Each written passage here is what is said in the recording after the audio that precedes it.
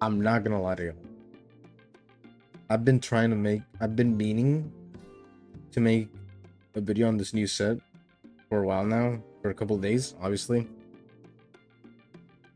But I just couldn't because the first few days, well, we're still in the first few days. The first day or two, I was still like kind of sick. I had really bad allergies, so I did record something, but like I wasn't happy with it, so I just like the fucking recordings are just rotting somewhere in the files, and it will probably stay rotting.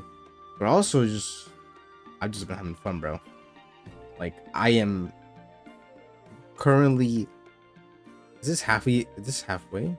No, not halfway, but like actually yeah, I'm almost halfway to GM2 basically, because I've just been having fun. Yeah. I've been mostly playing Dragon. I've been mostly playing Dragon. Evo Dragon to be exact. And I've been tinkering a lot. I'm not gonna lie, I've been tinkering a lot. Evo Dragon is probably one of the most versatile decks you can, and it's one of the trickiest in terms of deck building, right? Because you can run so many stuff. But this is the list I've been playing for the past few days, and I gotta say, I understand it now. I'm not gonna get too into the weeds on this screen for general guide. All you need to know for a mulligan generally is you keep a 2-cost card. Doesn't have to be a follower because Sloth of the Crest Petal is just an absurdly good card now for this deck. And then your second priority is Galmio, because you are going to end up using the fangs from the crest so much. And if you do, and having or not having this crest, most games makes such a gigantic difference in some matchups. And then your third priority is probably just specifically Dragon Sign, not just Ramp, just specifically Dragon Sign, because like you could keep Liu Feng, but Liu Feng is just gonna take up a lot of your Evo points early on. I mean, you could solo Welber if you do get her, but Dragon Sign is just better for ramping in the early game, in my personal opinion. And also, you're better off drawing Liu Feng, because Liu Feng will obviously give you Evo points, so you can stack for your Sandalphon, for your Meg, and Grand Jita if you really need it. And yeah, that's about it for the mulligan. I don't really think you need anything else specifically, but I have some replays I want to show you that really showcase some of the versatility of this deck and how fun it is. I'm gonna start off showing this game against Rune. I think this is specifically against Spellboost, and this shows how important that crest is. And we get 2 Galmio off rip on our mulligan. I just keep 1. You draw a Dragon Sign. You don't have a lot of early game, but honestly, against Spellboost, you can sometimes afford kind of throwing your early game. It is better to just keep the pressure going early, though. And I just coined the Dragon Sign because I don't think there's anything better to do. And also, we can play Grand Jita this next turn, so we can get some draw.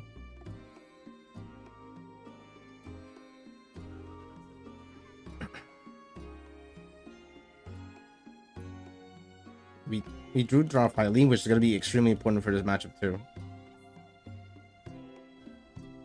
And we just kind of just dropped the Galmio. Just about, but just hit the 2-draw follower.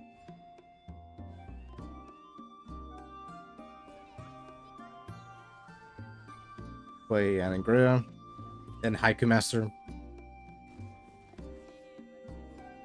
Just slams the summoning. I mean, he just clears pretty easily. No stress involved here. You don't play anything else though, because all of these cards are just way too important, like past turn 7. But yeah, just slamming out. Going a little wide, not too wide.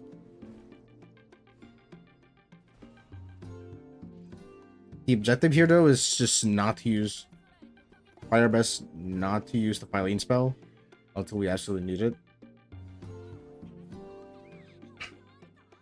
Here, I'm going to Super Bulb Olivia and also Super Bulb the Ocean Rider. Being in clear his board.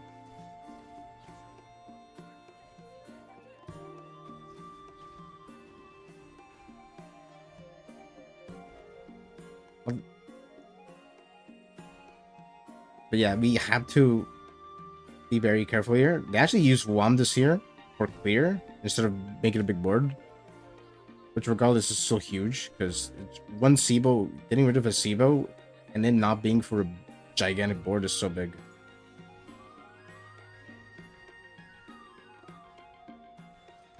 Actually, Super Bowl here. I don't know if this was the right play.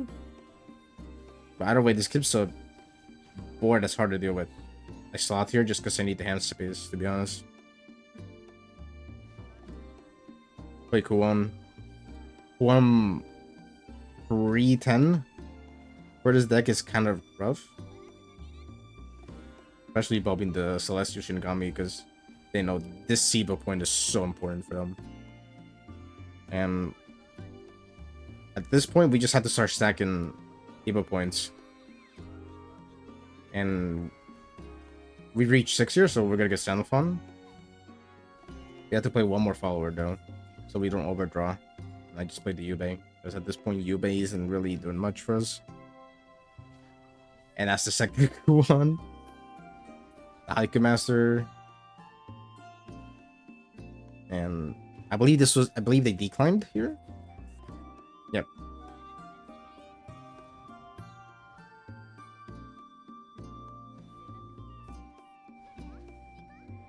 I think this was their end board for this turn, yeah. Yeah, not a clean clear for them. Because they left three followers. They're not very big followers, mind you, but not very clean. This is not a clean turn for me either way, though. Because I don't want to just kill off all these followers. But Grand Jita did hit the Celestial, which is quite fortunate. I do use the Lyria here. Oh, my was correct. Use the Lyria here. That's my last evolution point. Just to maintain the tempo. And clear this more cleanly.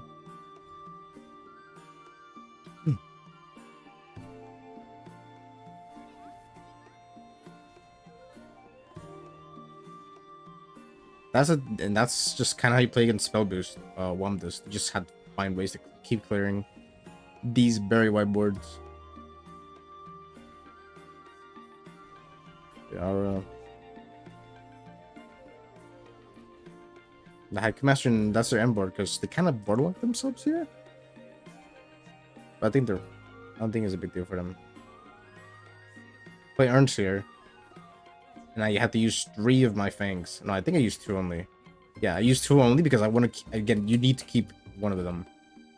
For whenever they use their... like, final board. Especially with the Super Bulb.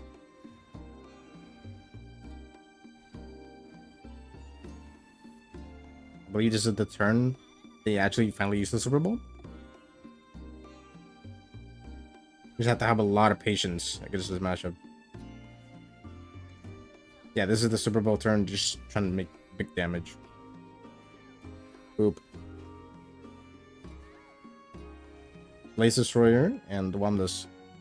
No barrier, because they have to use their Super Bowl on the Kuon. But we're well prepared for this. What we have to do is Fangs. And that's it.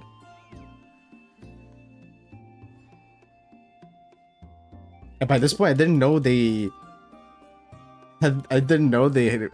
basically used up all their decks, so they just saw this out, to be honest. Which I think is the right play, because no SIBOs. I mean, there's not much else you could do as spell boost.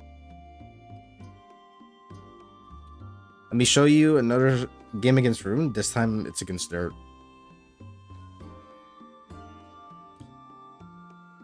don't know how to feel about the third matchup because I haven't played it a lot so far because everyone's still playing new stuff.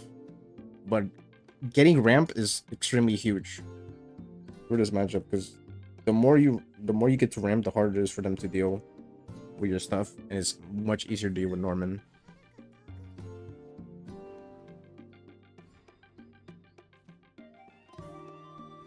I'm just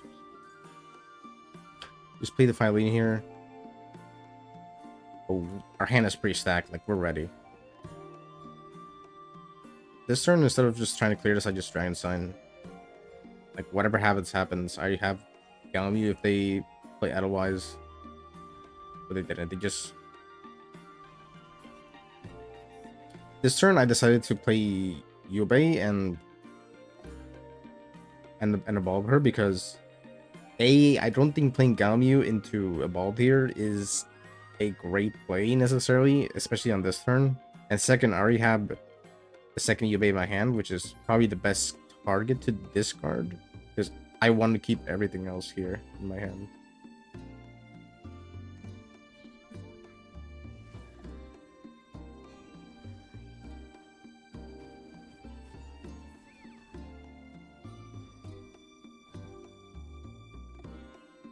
They play Muriel.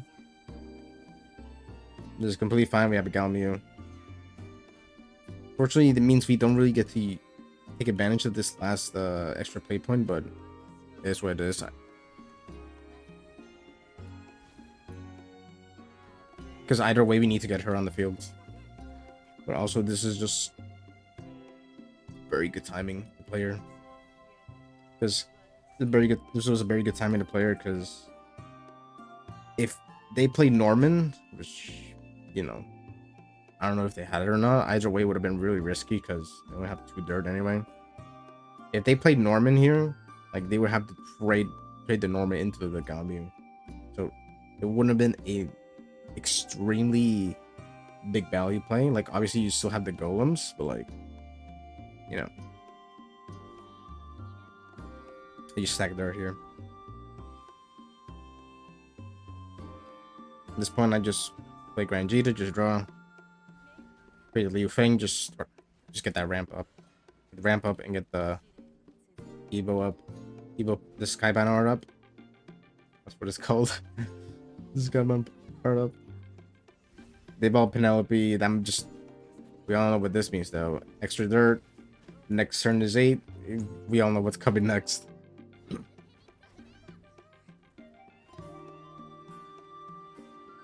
So we just play Olivia. We just had to make a big board just to make the Lantern turn as awkward as possible. That's why we have to keep that Ocean Rider coin for the Phylene just to make a wider board. We play Olivia and we have to Super Bulb the Ocean Rider itself. Just we don't want it to die to the Fangs of Arden because we have to use one because we don't want to overdraw. And we still don't have Xenophon. We get Xenophon next turn though. The Invoke, I mean, we already have one in our hand.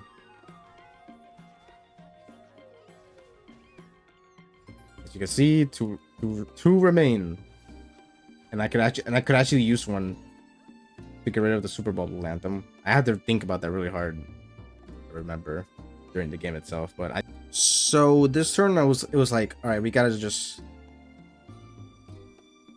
like this turn we gotta just like get either we not only we have to like get our SSBA up for the Invoke, but our Xenophon is at 13 SSBA, so we could definitely get some damage off. So we crash into this, and then we get to play Meg, who's already ready. And then I Super Ball with this Orca right here, which is 6 damage by the way, because we have the Ube Crest. We have Fang of Arden here, so we can get minimum 2 hits on this thing. And that's when we pass. Get to clear with most of it with Sage Light. Heal with Norman though, but they have to trade. You can't just leave that Xenophon up. This is definitely a dangerous position to be in. But if you saw, they used a lot of dirt though. That was they went from to 5. They used 5 dirt and now they're at 3 dirt. So immediately I see red. This lanthim's gotta go. This lanthim's gotta go. And we just throw the kitchen sink to just get rid of this lanthim. And in the process, we can make a pretty wide board.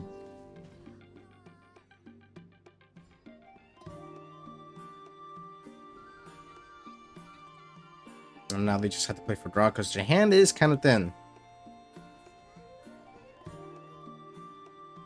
And the second I saw this other Whisper, I'm like, yeah, they got Sage Light so they can full clear. And they got the other Sage Light. That was their last Sage Light, by the way. And this is kind of an awkward turn. With all sincerity. I think it's just slot.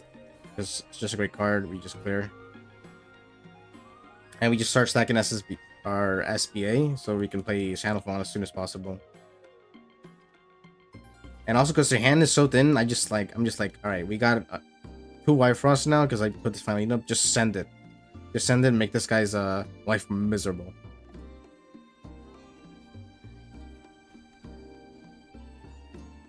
Use the last Evo point on this Perfumer. And they play the Cagliostro.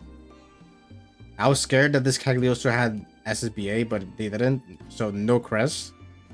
But they had to trade. I don't know why they traded, but they did trade. And I played Lyria here. Played Olivia. And I think they were just trying to play for Sandalphon at this point. I'm pretty sure Sandalphon has to be one of the cards in their hand. Because by the time they saw that I got to above 10, they wrapped it up. Which is fair. Because with that thin of a hand, like, I don't think you're going to beat this deck. And I have so many cards in my hand. Alright, so our last game that I'm going to show you is actually a mirror. We're up against Rel, actually, who is not only a very accomplished player, but also they were at the World Grand Prix this year. I don't think they made it to top 8. No, I don't think they did, but again, they're a very accomplished player. So this is a high level match. And I play Lyria here. It's not worth playing the Jellyfish Dancer. They slot here. Them playing slot there just kind of tells me that their hand might be chopped. I just send the second Lyria. I was like, whatever, I have Neptune in my hand, like, make it work. And here I play Jellyfish Dancer just because I can make a high tempo play.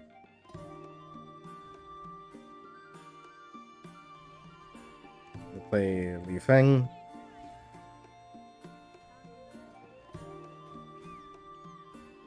Hit the Megalorca because he hit this thing. Liu Feng goes. Hit the Lyria. That's really gonna happen. So I play Galmew here. But I actually crashed the Jellyfish Dancer into the Liu Feng so I can evolve this Lyria. So this Lyria becomes even more annoying. Because she's stuck.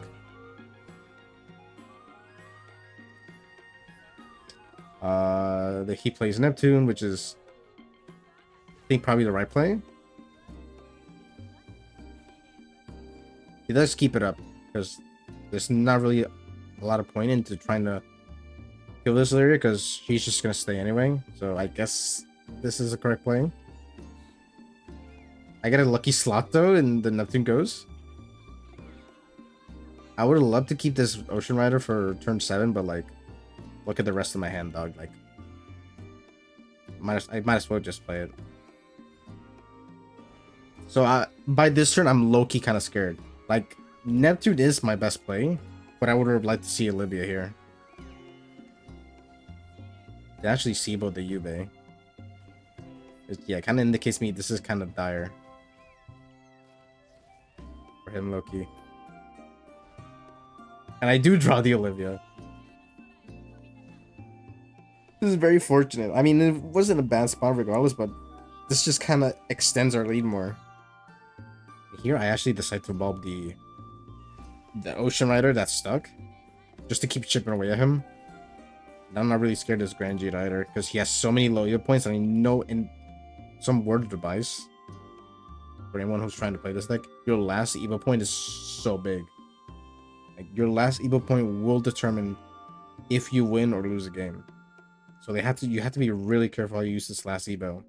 Whether it's SIBO or just regular Evo. Like, it's so important. I guess you have to be a little bit conservative trying to use your last Evo or trying to keep it.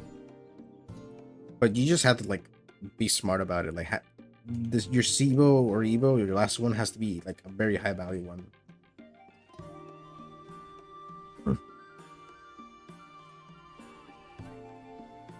So stack up 2 Evos for SBA probably. This is a pretty decently wide board though. However, he did crash into this Mylene, so it's not that wide. It's nothing I can't handle.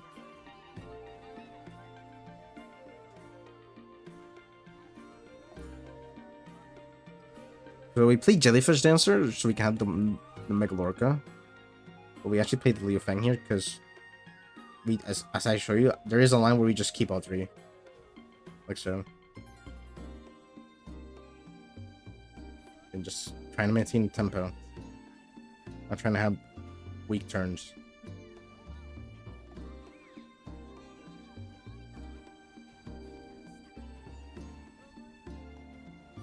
Because then their board ends up looking like this, which is kind of weak in itself. As you can see, he does not want to commit a SIBO into keeping a wide board. He just, like, he knows that last SIBO is important. So this Sandalphon is ready, so I just sent it. But also playing that Meg there makes it so our other Sandalphon gets to be invoked. And we also have another Meg here ready, just to juice it up.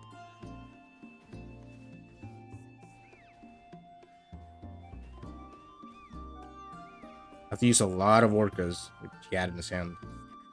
And the Fan of Otohime, which he runs in his deck. I don't know if I agree with that, but it is something you can do. So here I'm just like, alright, we need draw. We need draw, we need SBA. We can juice up the Sandalphon. Get rid of the barrier, just play, let's make a board as annoying as I can. Play Yarns here. And it doesn't kill the Meg. I'm like, and I'm seeing red here. I have my own Urns in my hand. I have 2 Evo points. I'm like, you're taking 14 to the dome, buddy. You're taking 14. But yeah, we just punish that. Again, 14 to the dome.